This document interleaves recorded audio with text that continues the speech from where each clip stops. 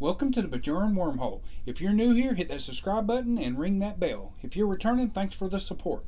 In tonight's video, we're going to be discussing the history of the Vulcans. Out of the many races and cultures present within the Star Trek universe, one of the most stable and memorable has to be the Vulcans. Sure, the hive-minded Borg and the honor-bound, forehead-ridged Klingons play important roles throughout the franchise, but it is the steady guiding hands of the Vulcans who seem to always have humanity's back. Despite the strict adherence to logic that defines much of their culture and nature, their history has been turbulent, especially when taking into account their sister species, the Romulans. Unlike the Klingons, who have changed appearance several times over the course of the franchise's TV show and films, the physical appearance of the Vulcans has more or less stayed the same since Gene Roddenberry's pioneering spacefaring vision, the original series. Their pointed ears and stylish, upwards-veering eyebrows have continued as a staple through the show, despite being originally designed to avoid costly prosthetics and makeup.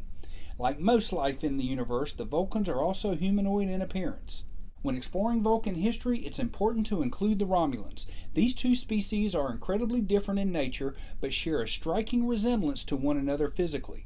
During the original series, audiences discover, alongside the crew of the Enterprise, that Vulcans and Romulans really are not too dissimilar at all, as they are both descended from the same ancient ancestors.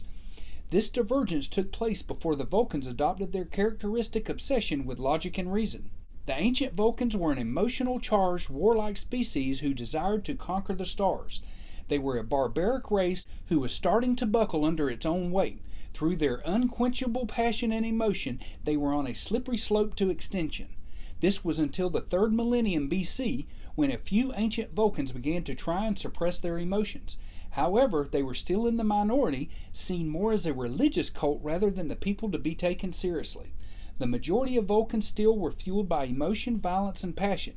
By the 9th century BC, Vulcans had discovered warp capabilities, but due to their technological advancements being so far ahead of the rest of the galaxy, they were mostly alone, which, due to their colonization habits, was probably a good thing. Everything changed, however, during what is known as the Time of Awakening, which occurred during the 4th century. At this time, the planet Vulcan was being torn apart by its inhabitants, who were constantly at war with one another. They had begun to drop nuclear bombs, as well as using a device called the Stone of Gull, which would amplify the target's violent emotions to the point where they would see red and go on a blind rampage. Out of all this bloodshed, however, there appeared a Vulcan philosopher called Sirach, who had adopted a lifestyle led by logic over emotion, teaching his followers around Vulcan his philosophy. He grew more and more popular until his observations and teachings were recorded in what equates to the Vulcan holy book, the Kursharar. Despite all the odds, Sirach's teachings mostly stuck and swept across their homeworld until order had been restored once more to the Vulcan people. No longer driven by emotion, they lost interest in conquering and destroying one another, indeed looking both to the stars and within themselves for enlightenment. As Spock himself states, "Only the discipline of logic saved my planet from extinction." Not everyone adopted Sirach's views. However, the minority who refused to forsake their emotions for logic fought hard to keep their barbaric way of life, until they were eventually forced out from their homeworld. These outcasts were the ancestors of the Romulans, who carried on their violent ways. After the destruction and near annihilation of their home, it took the Vulcans a long time to rebuild.